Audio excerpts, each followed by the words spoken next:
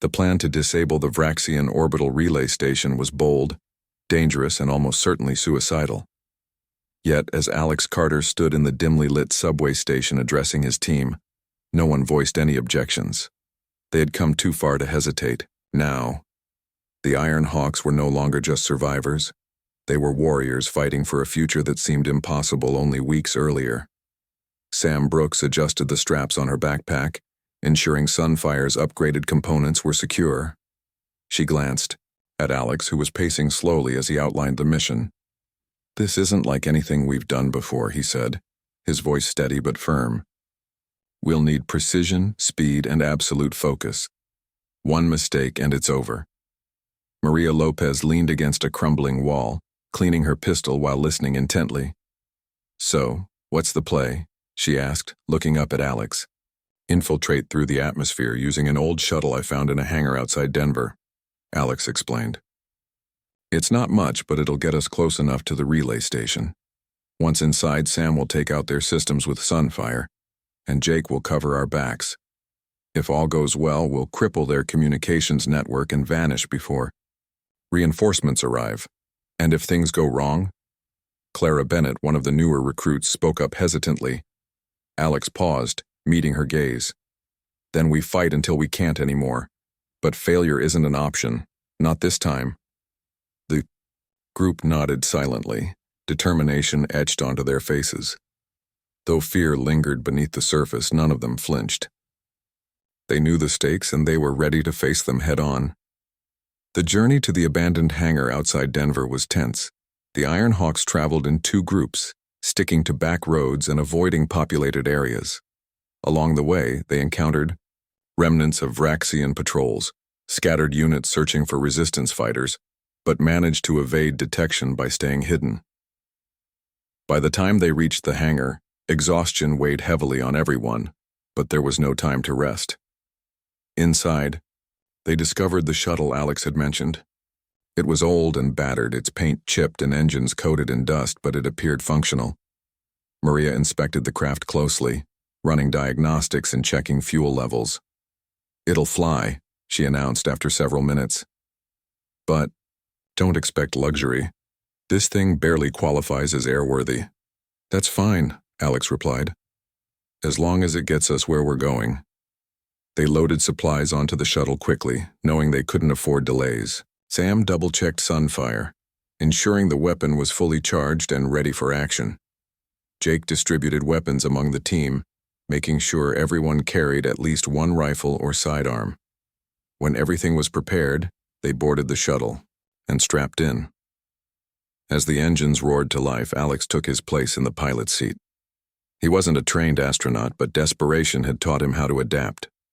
With a deep breath, he guided the shuttle down the runway and into the sky. Below, the ruined landscape of Earth stretched endlessly, a haunting reminder of what they were fighting to save. Reaching orbit proved more challenging than expected. The shuttle shuddered violently as it broke through Earth's atmosphere, alarms blaring intermittently. For a moment, panic gripped the cabin, but Alex remained calm, guiding the craft with steady hands. Finally, the turbulence subsided, and they emerged into the cold vastness of space. The Vraxian orbital relay station loomed ahead, a massive structure bristling with antennae and defensive turrets. Its sleek design contrasted sharply with the crewed shuttle carrying the Iron Hawks, underscoring the disparity in technology between humanity and its invaders. Despite the odds, Alex felt a surge of resolve. This was their chance to strike back. "Everyone ready?" he asked, glancing over his shoulder. Nods answered him. Sam tightened her grip on Sunfire, her knuckles white. Jake checked his rifle one. Last time, his expression grim but focused.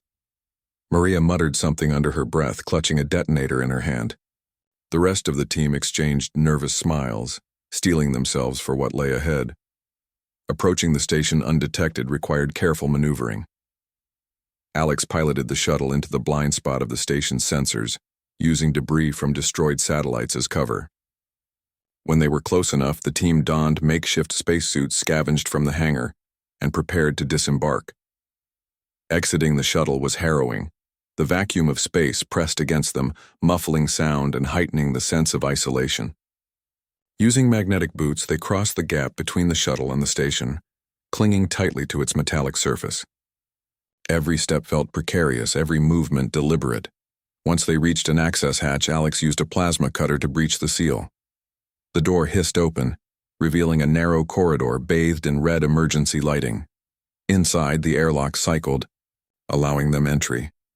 As soon as the pressure stabilized, they removed their helmets, listening intently for signs of movement. The station was eerily quiet, save for the hum of machinery. Alex signaled for the team to split up. Sam headed toward the central control hub, where she would disable the relay systems, while Jake and Maria secured the perimeter. Alex stayed with Sam, providing backup as she worked. Inside the control hub, rows of alien consoles lined the walls, glowing with unfamiliar symbols and diagrams. Sam moved swiftly, connecting a portable terminal to the mainframe. Her fingers flew across the keyboard as she hacked into the system, bypassing layers of security protocols. "I'm in," she whispered triumphantly. "Just give me a minute to overload the core." Suddenly the lights flickered and alarms began to wail. A squad of Vraxian soldiers stormed into the room, their weapons raised. Alex reacted instantly, firing his rifle and forcing the aliens to take cover. Bullets ricocheted off their shields, but the distraction gave Sam precious seconds to finish her task. "Almost there," she shouted, typing furiously. Jake and Maria joined the fray, pinning the enemy down with suppressive fire. Explosions rocked the station as Maria triggered charges planted along key structural points. The entire structure groaned ominously, threatening to collapse. "Done," Sam yelled, slamming her hand on the console. The screens went dark as the relay station system shut down completely. "Time to go," Alex barked, grabbing her arm and pulling her toward the exit. Retreating through the chaos was chaotic and terrifying. The team sprinted back to the shuttle, dodging falling debris and bursts of alien fire. Just as they reached the airlock, Jake stumbled, a searing pain shooting through his leg. Blood pooled around his boot, but he gritted his teeth and kept moving. "I've got you," Alex said, slinging Jake's arm over his shoulder. Together they climbed aboard the shuttle, sealing the hatch behind them. Maria fired up the engines, her hands trembling slightly. The shuttle lurched forward, narrowly avoiding a collapsing section of the station. As they accelerated away, the orbital relay exploded in a brilliant flash of light, sending shockwaves rippling through space. Back inside the shuttle, the team collapsed into their seats, adrenaline giving way to exhaustion. Jake winced as Sam bandaged his wound, though he managed a weak smile. "Guess I'm not cut out for heroics," he joked, earning a chuckle from the others. Alex stared out the viewport, watching Earth grow larger as they descended. The planet looked fragile from this distance, a pale blue orb floating in the endless void.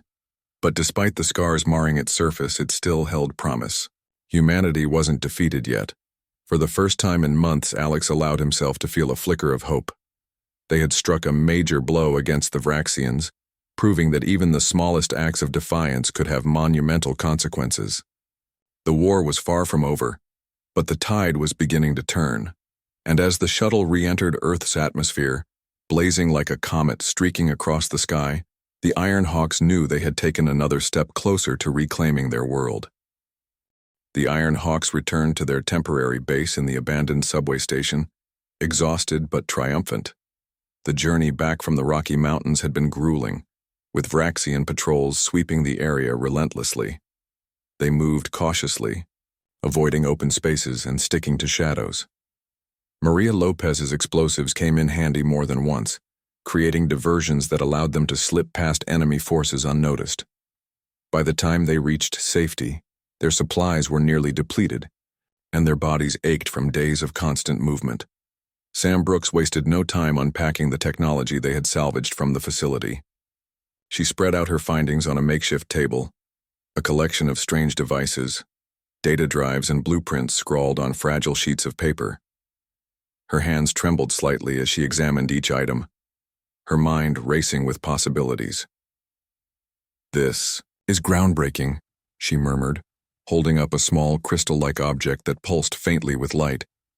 If we can replicate this energy source, we could power Sunfire indefinitely. Alex Carter stood nearby, watching her work.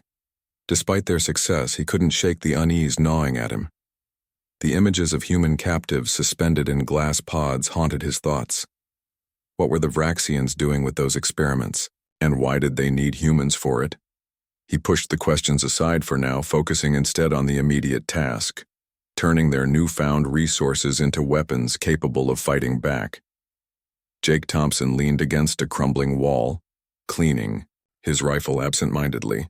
His sharp eyes darted around the room, always alert for danger.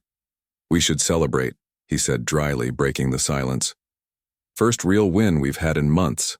Maria smirked, tossing him a half-empty water bottle. "Don't get too excited. One victory doesn't mean we're winning the war." "No, but it means we're still in the fight," Alex replied firmly. "And that's something." Over the next few days, the team worked tirelessly to analyze and adapt the alien technology. Sam spent hours tinkering with Sunfire, integrating components from the facility to enhance its power and range. With the new energy source, the weapon became lighter, faster to charge, and far more destructive. When she finally tested it in an underground tunnel, the results were staggering. A single shot vaporized a chunk of reinforced concrete, leaving behind a smoking crater. "This changes everything," Sam said, her voice tinged with awe. "If we can mass-produce these upgrades, we might actually stand a chance." But producing anything on a large scale was easier said than done. Their resources were limited, and the materials required to build more weapons were scarce. Alex knew they needed allies, other resistance groups willing to share supplies and manpower. Scattered, reports suggested there were pockets of survivors across the country, some organizing their own efforts to fight back.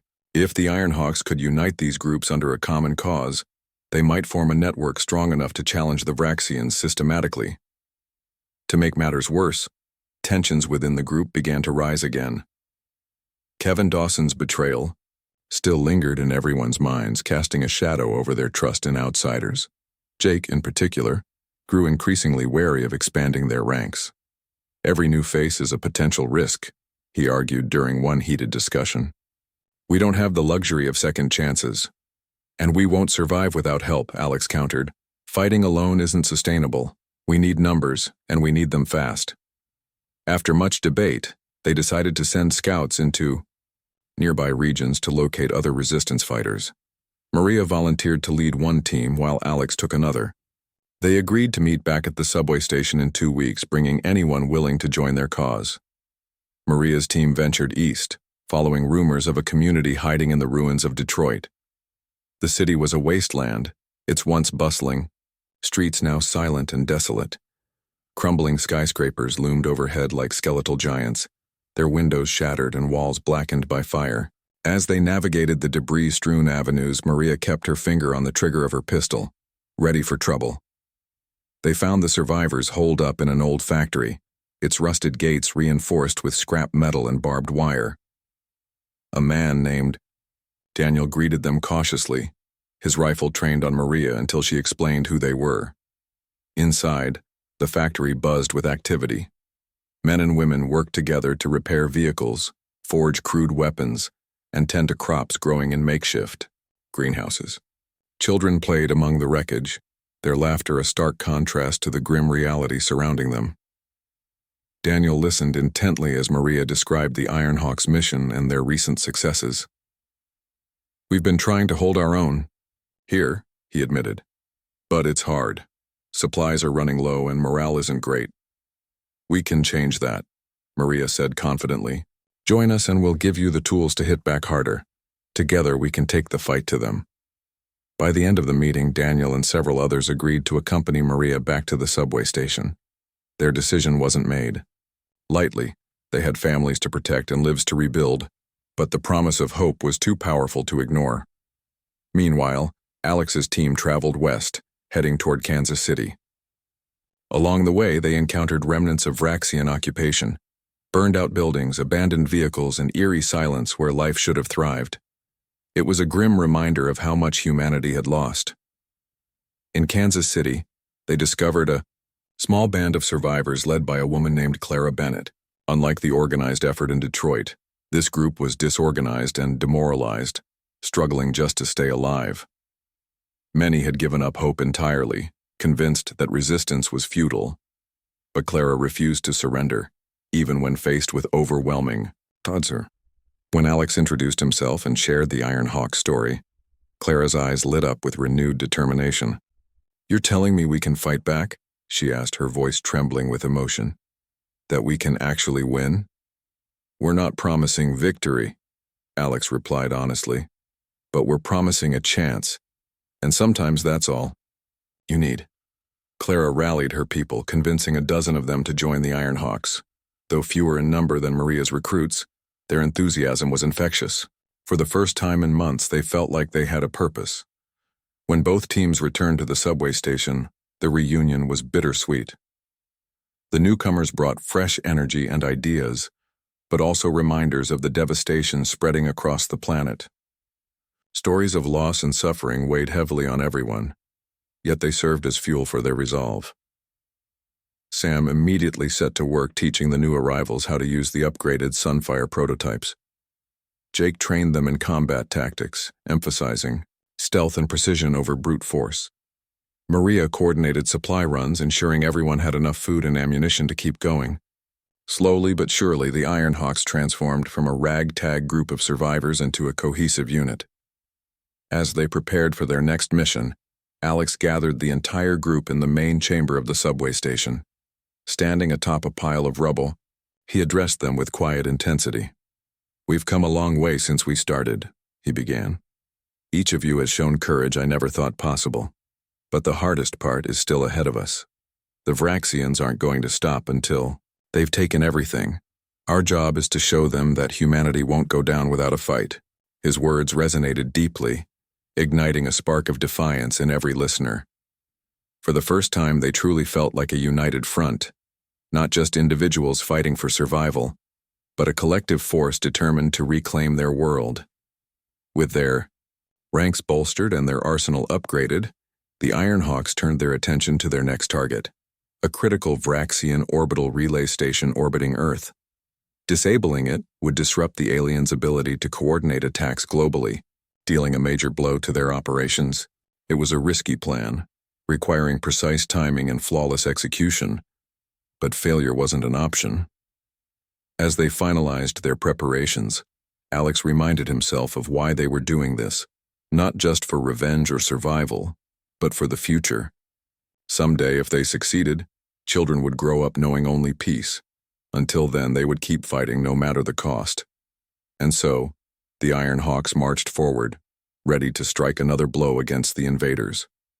The road ahead was uncertain, but one thing was clear. Humanity's soldiers had begun to turn the tide. The journey to the Rocky Mountains was long and treacherous, filled with dangers at every turn. The Iron Hawks traveled in small groups to avoid drawing attention, moving only under the cover of darkness.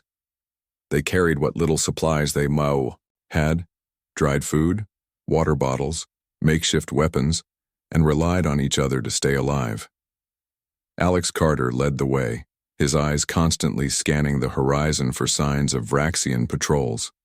Behind him, Sam Brooks carried Sunfire, the prototype, weapon wrapped carefully in a tattered cloth. Maria Lopez and Jake Thompson brought up the rear, their senses sharp and ready for trouble. The terrain grew rougher as they approached the mountains, forcing them to navigate rocky paths and steep inclines. The air became colder, biting at their skin, and the nights were long and unforgiving. Despite the hardships, no one complained. They all knew what was at stake. If the rumors about the hidden facility were true, it could mean the difference between victory and defeat. On the third night of their journey, they stopped to rest in a narrow canyon sheltered by towering cliffs. A small fire crackled in the center of their camp, casting flickering shadows on the stone walls. Sam sat cross-legged beside it, inspecting Sunfire's components while Maria kept watch nearby. Jake leaned against a boulder, cleaning his rifle, methodically, while Alex paced back and forth, lost in thought. "We should reach the facility by tomorrow evening," Alex said suddenly, breaking the silence. His voice echoed softly in the confined space. "Assuming it's still there," Maria muttered, glancing over her shoulder toward the mouth of the canyon. "And assuming we don't run into any trouble along the way," Alex nodded grimly. Trouble was always a possibility. So far, they'd managed to avoid direct confrontations with the Vraxians, but luck couldn't last forever. He turned to Sam. "How's Sunfire holding up?" "It's functional," she replied, adjusting a loose wire inside the device.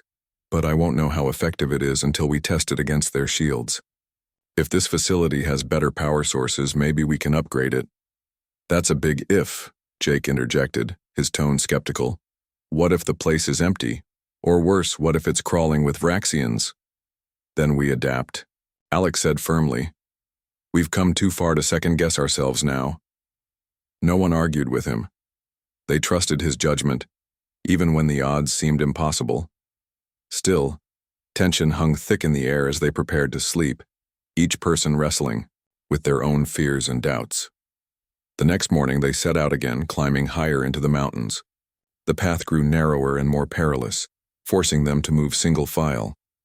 At times, loose rocks tumbled down the slopes, startling them, but causing no serious harm. By midday, they reached a plateau overlooking a vast valley.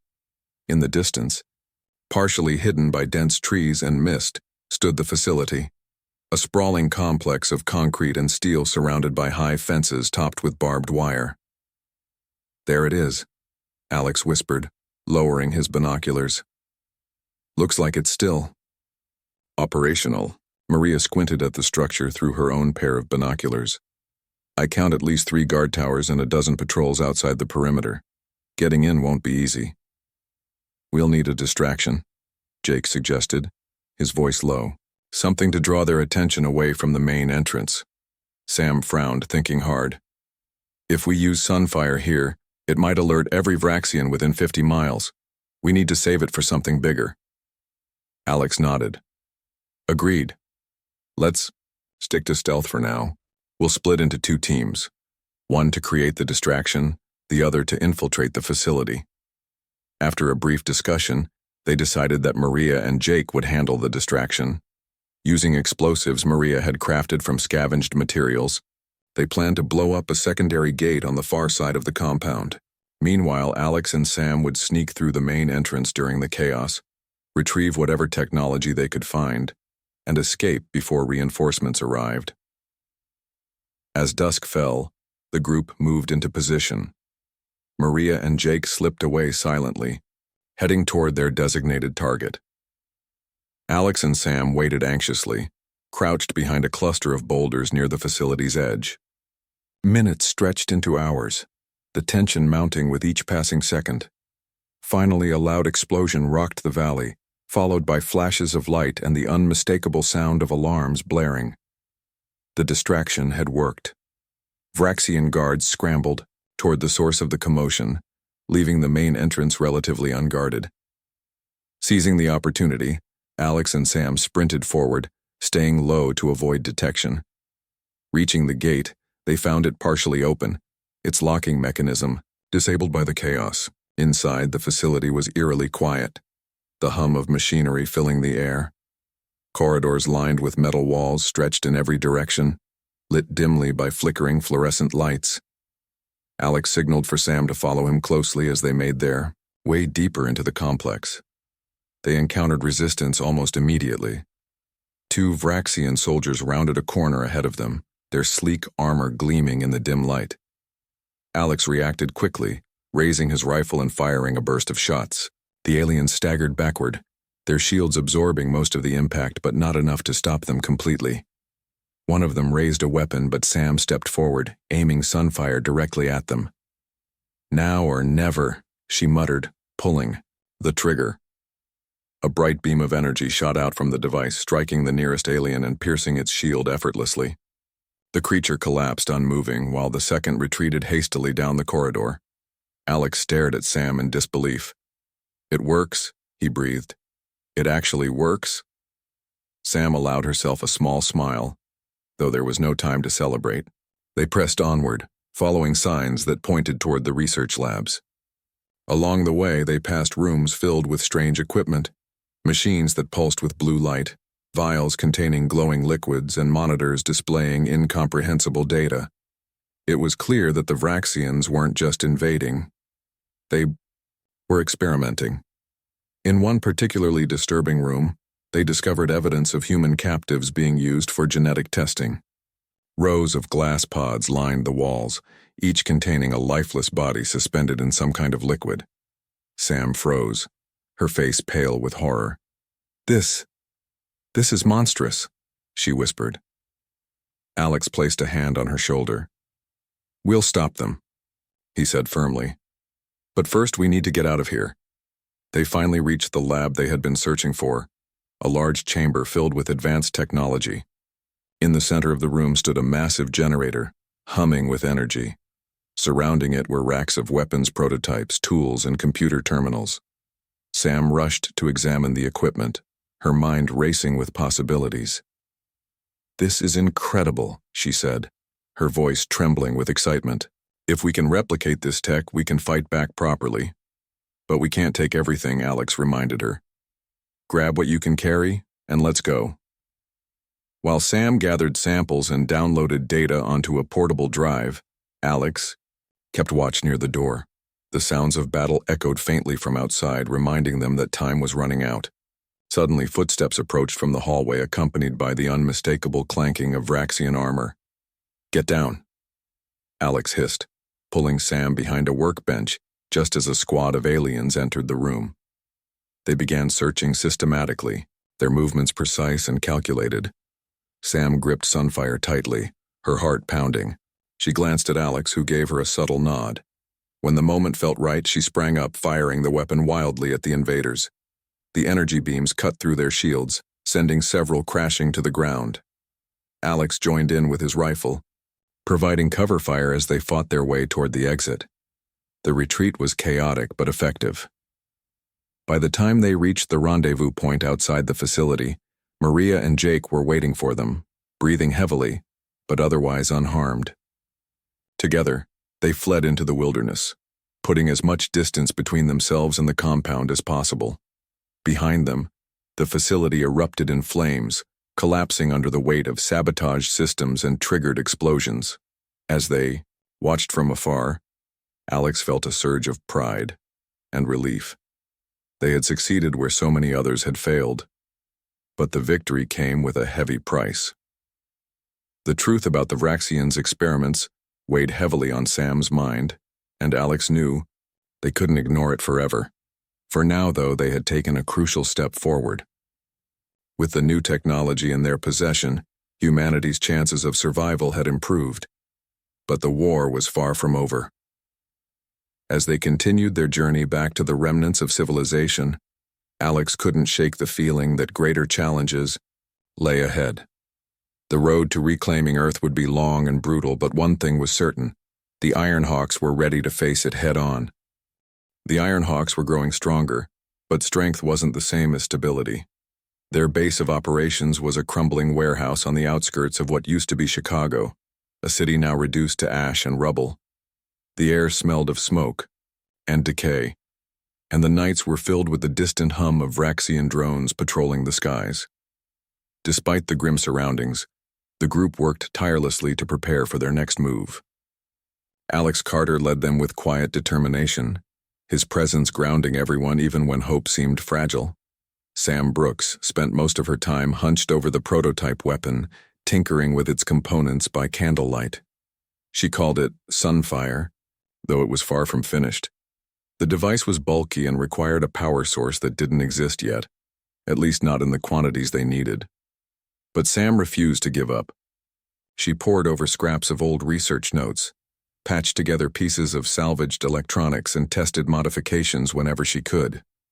Her hands were often stained black with grease, and her face bore smudges of dirt, but her focus never wavered. Maria Lopez, meanwhile, took charge of training new recruits. Many of them were civilians who had never held a gun before, teachers, shopkeepers, students. But desperation had driven them to join the fight. Maria taught them how to aim, reload, and stay calm under pressure. "You don't need muscles to fight," she told them during one session. "You need guts, and brains. Her sharp tone masked a deep care for the people she trained. She knew survival depended on preparation. Jake Thompson kept watch from the shadows. His role was reconnaissance, scouting enemy positions and gathering intel. He moved silently through the ruins, blending into the darkness like a ghost. When he returned to the base, he shared detailed reports with Alex, sketching maps on scraps of paper or using broken pieces of brick to mark locations on the floor.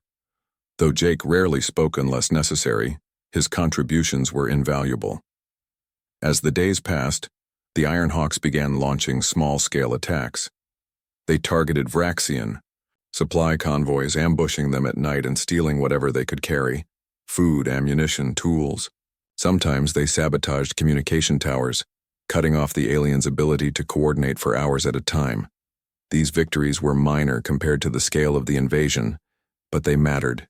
Each successful mission boosted morale and proved that humanity still had some fight left. Word of their efforts spread quickly among survivors. Refugees seeking shelter started showing up at the warehouse, drawn by stories of resistance fighters striking back against the invaders. Some came empty-handed, while others brought useful supplies: canned food, medical kits, even spare parts for Sunfire. Among these newcomers was Kevin Dawson, a wiry man with nervous eyes and a tendency to fidget.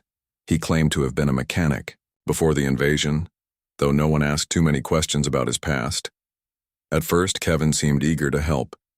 He assisted Sam with repairs, offering suggestions that occasionally proved helpful. He helped Maria organize supplies and even volunteered for guard duty. But there was something unsettling about him: a hesitation in his voice, a reluctance to commit fully to the cause. Alex noticed it, but said nothing. There were too many pressing concerns to dwell on one person's behavior. One evening, as the group gathered around a flickering fire inside the warehouse, Kevin finally spoke up. "Do you really think we can win?" he asked, his voice trembling slightly. The question hung in the air, heavy and uncomfortable. Alex looked at him steadily. "We don't have a choice." "But look at what we're up against." Kevin gestured toward the ceiling, as if pointing to the Vraxian ships hovering miles above them. "They're stronger, faster, smarter. What happens if we lose? More people will die. For nothing." "We fight because it's the only way to survive," Alex replied firmly. "If we stop fighting, then yes, we'll die. But if we keep going, we might just find a way to turn this around." Kevin shook his head, unconvinced. "Maybe survival isn't worth it. Maybe we should negotiate. Find a way to coexist." The room fell silent. Negotiation wasn't something anyone had considered seriously, not after seeing the devastation the Vraxians had caused. Sam exchanged a glance with Alex, her expression unreadable. Maria clenched her fists, clearly biting back a retort. Even Jake, usually silent, shifted uncomfortably in his seat. "You think they'd let us live peacefully?" Alex asked, his voice low and dangerous. "After everything they've done?" "I don't know," Kevin admitted. "But I do know that throwing our lives away won't change anything."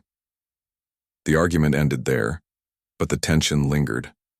Over the following days, Kevin grew quieter, withdrawing from the group's activities.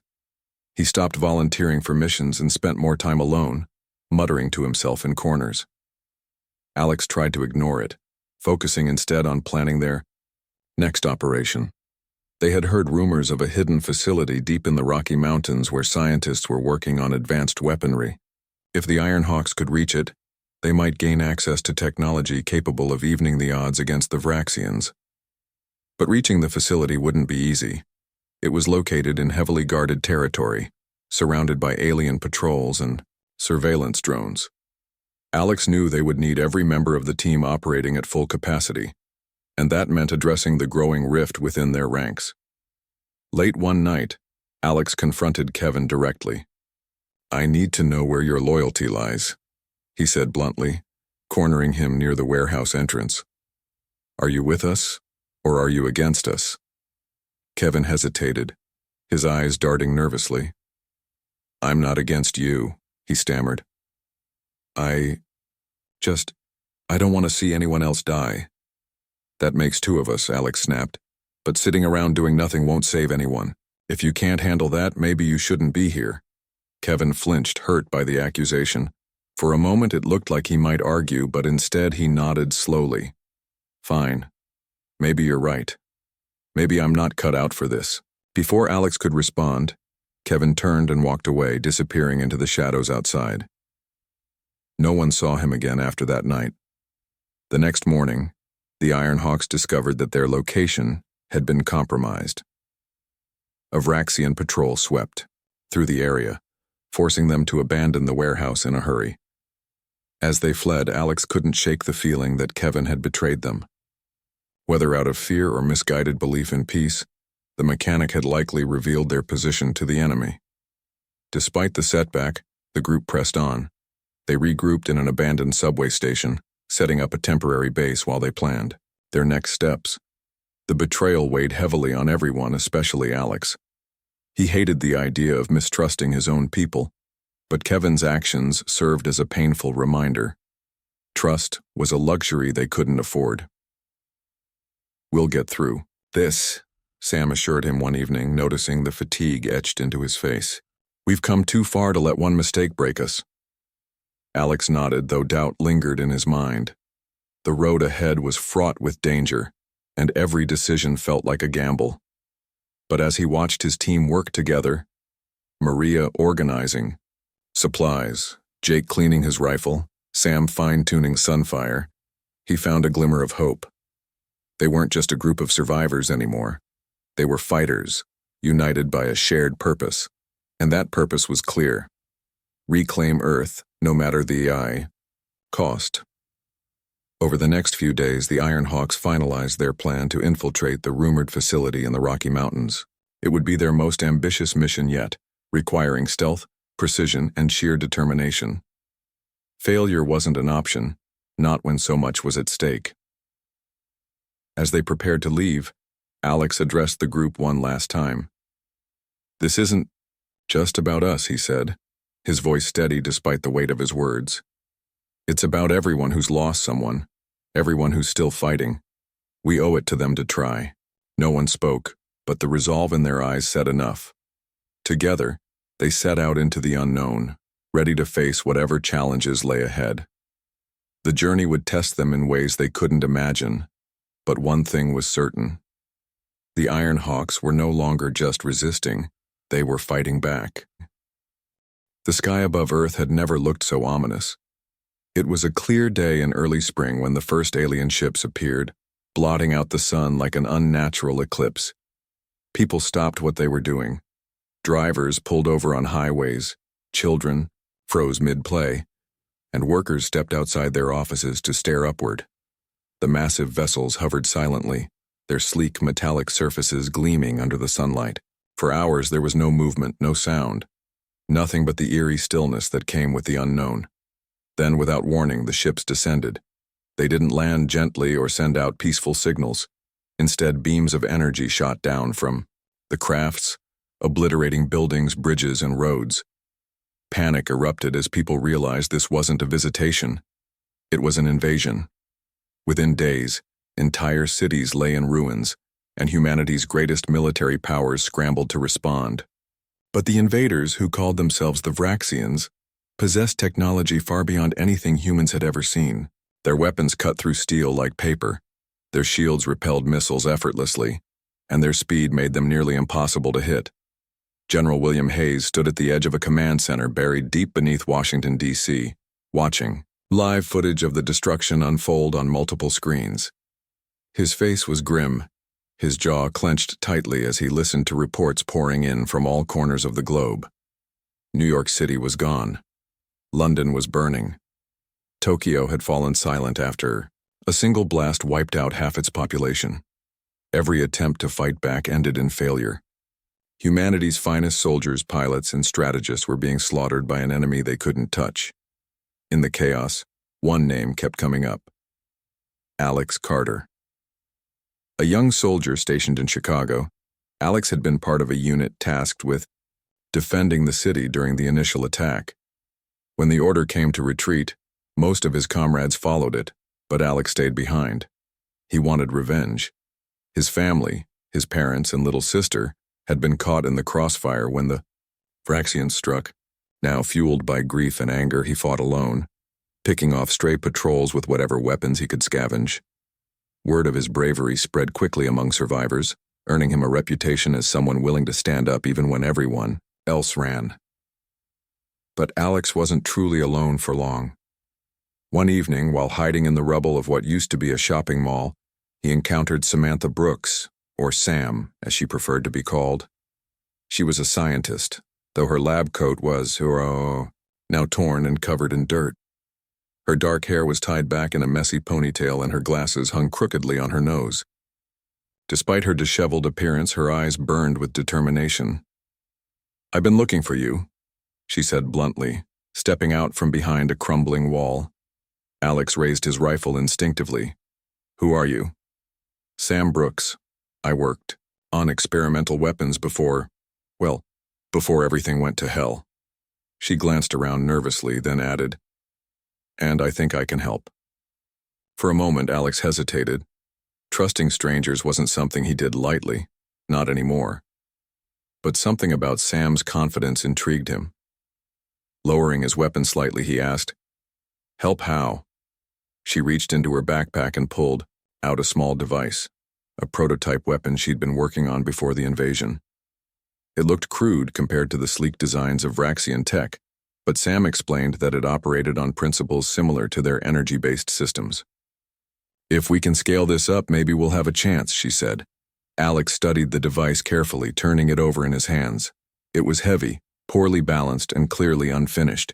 Yet, there was potential. "Why come to me?" he asked. "Finally, because you're not afraid to fight," Sam replied simply.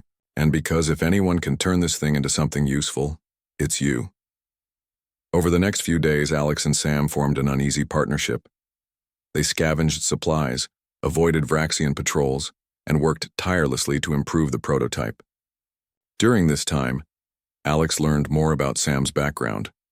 Before the invasion, she had been part of a top-secret government project aimed at developing next-generation weaponry. When the Vraxians arrived, the project was abandoned, leaving Sam stranded with only fragments of her research. Their progress was slow, hindered by limited resources and constant danger. But they weren't entirely isolated. Other survivors began to notice their efforts and joined them, drawn by the hope that maybe, just maybe, they could strike back against the invaders.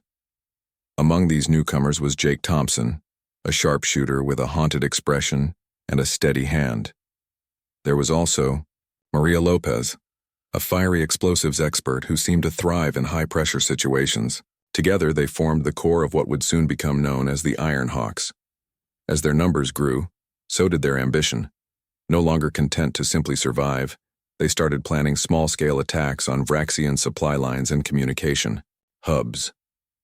Each mission was risky, but each success brought a renewed sense of purpose. News of their exploits spread through whispered conversations and scribbled notes passed between refugee camps. Slowly, the Iron Hawks became a symbol of resistance, a reminder that humanity wasn't ready to give up just yet. Still, the weight of their struggle pressed heavily on Alex. Late at night, when the others slept, he often found himself staring at the stars, wondering if anyone out there cared about what was happening on Earth. He thought about his family, imagining what they would say if they could see him now. Would they be proud, or would they tell him to stop throwing his life away? One night, Sam joined him on the rooftop of their makeshift base. "You look like you've got the weight of the world on your shoulders," she remarked, sitting down beside him. Alex chuckled bitterly. "Feels like I do." "You're not alone, you know," she said softly. "We're all counting on you, not just to lead us, but to remind us why we're fighting."